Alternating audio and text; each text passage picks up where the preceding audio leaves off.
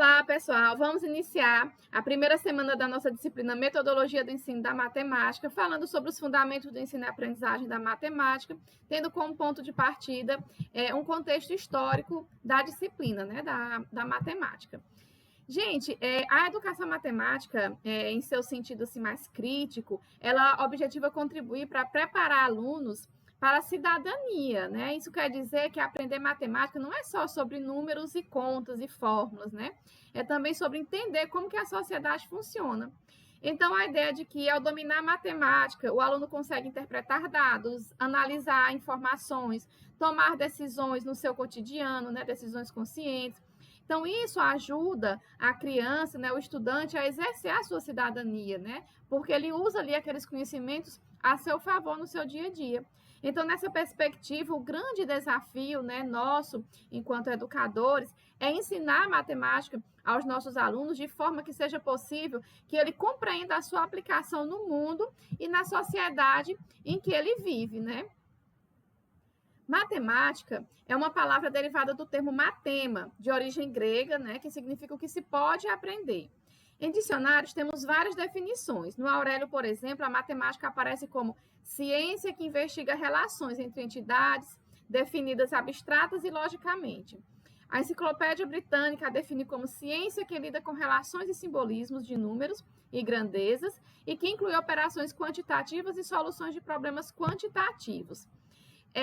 Dentre tantas definições, existe um consenso, né? O consenso de que a matemática ela é uma disciplina universal, que ela é indispensável em todos os lugares do mundo e ela funciona em qualquer lugar, em qualquer tempo, né?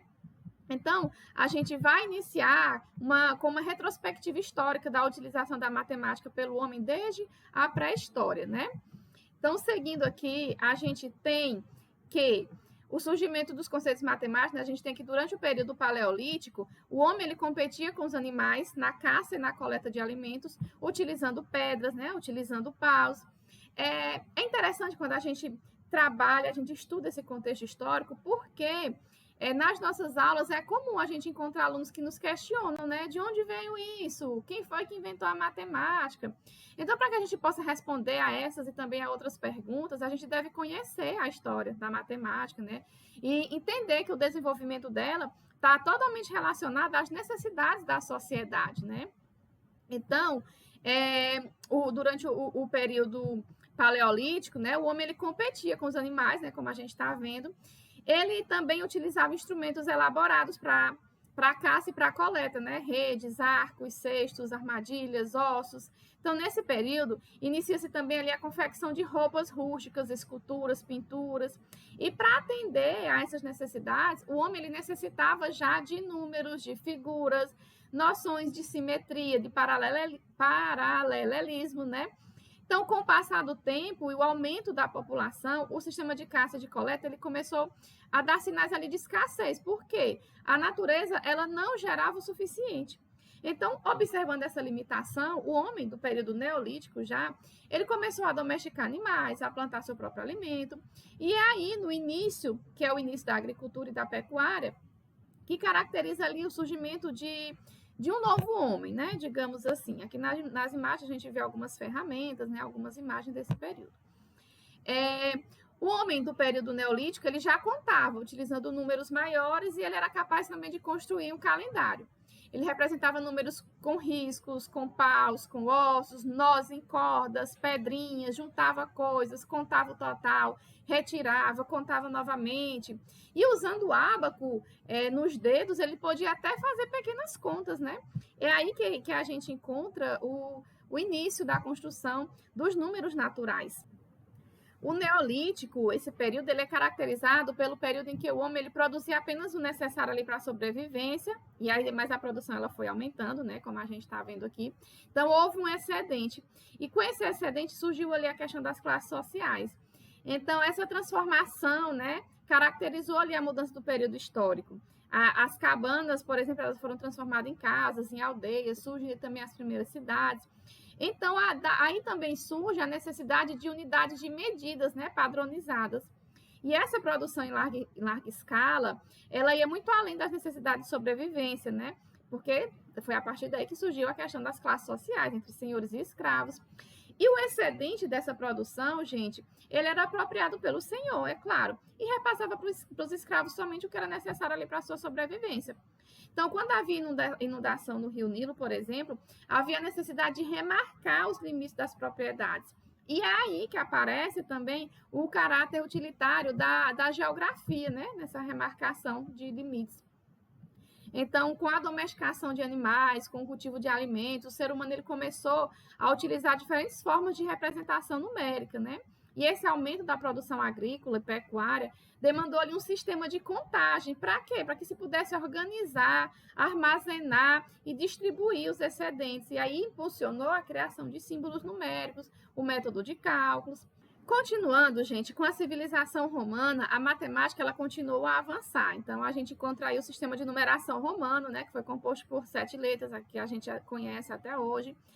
A letra I, V, X, L, cada uma com o seu valor, com regras simples, né, para se organizar.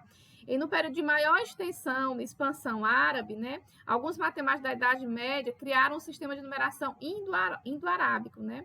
E esse sistema de numeração originou o nosso sistema de numeração decimal. Então, o que é que a gente percebe? Que é inegável também que outras nações, que a gente não cita aqui, né? Claro que eles contribuíram, eles participaram de produções científicas e tecnológicas que refletiram e continuam refletindo na matemática até hoje, né? Aqui a gente mostra as que são mais conhecidas. Aqui no nosso slide, a gente tem uma aluna que faz um questionamento aqui no balãozinho. Afinal, para que serve a matemática, né? Eu acho que eu nunca vou usar essas coisas na minha vida, né? E eu tenho certeza que a gente também, enquanto estudante, a gente já parou para fazer esse questionamento, né? Para que serve a matemática? Então, existem alguns motivos que fazem com que os nossos alunos, os nossos estudantes pensem assim, né? Por quê? Ao invés de fazer sentido para o aluno, muitas vezes o conteúdo da matemática é tratado de forma isolada, né? Outra situação que faz com que isso aconteça é a falta de importância dada ao conhecimento prévio do aluno, né? O que ele já traz de bagagem sobre tudo isso para o ambiente escolar. Então, a matemática ensinada na escola, muitas vezes, ela deixa de lado a riqueza dos conteúdos que é proveniente lá da experiência do aluno, né? De cada aluno. Os procedimentos matemáticos eles eram desenvolvidos no ensino tradicional sem o estabelecimento de relações com situações da vida prática, né? Não há uma conexão. Então, era um ensino solto, isolado, descontextualizado. Às vezes, a linguagem utilizada também era bastante técnica, tanto na representação oral quanto na escrita. Então, até hoje, muitas vezes, usamos termos que não têm nenhum significado para a criança. E nós, professores, só nos lembramos de discutir vocabulários nas aulas de língua portuguesa, por exemplo, né? Então, isso com certeza também dificulta a aprendizagem da disciplina. Então, dificilmente é apresentado aos alunos todo esse processo histórico da construção ali do conceito, né? Então, gente, resumindo assim o que a gente tem falado aqui nessa aula, né? Os conceitos matemáticos a serem trabalhados, eles devem ser apresentados de maneira contextualizada. Para quê? Para que os alunos eles atuem na construção desses conceitos, ao invés, né, de apenas decorar informações recebidas, né? É importante que os nossos alunos eles percebam a natureza social da construção do conhecimento matemático, né? É importante também que os nossos alunos vejam os conhecimentos matemáticos como instrumento que irão utilizar para resolver situações do seu dia a dia, né? Para resolver problemas da realidade, né? Não é só um conteúdo, um componente curricular obrigatório, não. É algo que realmente vai contribuir para os problemas do nosso cotidiano, aquele conhecimento. Então, também é importante que os nossos alunos saibam que alguns conceitos matemáticos têm a função de fundamentar a construção de outros, né, que serão ainda mais úteis na resolução de problemas. Então, um conceito, muitas vezes, ele é a base para que a gente continue aprendendo, ensinando os outros conceitos. Então, também que desenvolvam atitudes de enfrentar desafios, criando ali suas próprias metodologias. E tem uma época, né, melhor do que a educação infantil e o ensino fundamental para a gente promover tudo isso, né? É o primeiro contato, né? Eles ainda não conhecem o bicho-papão, né, que se diz que a matemática é. Então, esse é o momento já da gente trabalhar uma matemática contextualizada, uma matemática viva, uma matemática presente no cotidiano, né? E aí a criança vai criando as suas próprias estratégias. É importante também que a gente faça o aluno perder o medo do erro, porque o erro ele vai contribuir ali para a aprendizagem. O erro ele mostra que o aluno não aprendeu, e aí, como ele não aprendeu, a gente vai lá e trabalha para que ele realmente aprenda. Então, diante de tudo isso, eu vou contar uma história, uma historiazinha para vocês. O nome da história é A Jornada dos Pequenos Matemáticos. Na turma da professora Ana, os pequenos não apenas decoravam números, eles exploravam o mundo ao seu redor com os olhos atentos da matemática. Logo no início do ano, a professora explicou que a matemática não era algo distante, apenas para resolver contas, mas era uma ferramenta que ajudaria a entender e a transformar o mundo.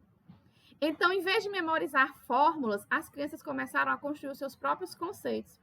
Por exemplo, ao brincar de mercadinho, perceberam que precisavam de mais do que apenas números para vender e comprar. Elas precisavam entender o valor das moedas, calcular troco, comparar preços. Então, cada vez que surgia um problema, a turma discutia ali em conjunto, criava soluções criativas, né? Ouvia uns aos outros com atenção. Uma das atividades mais legais foi quando resolveram um grande desafio: organizar os brinquedos da sala por cor e tamanho. Foi uma verdadeira descoberta, né? Sobre classificação, uma ideia que surgiu de uma conversa ali entre os pequenos durante o intervalo.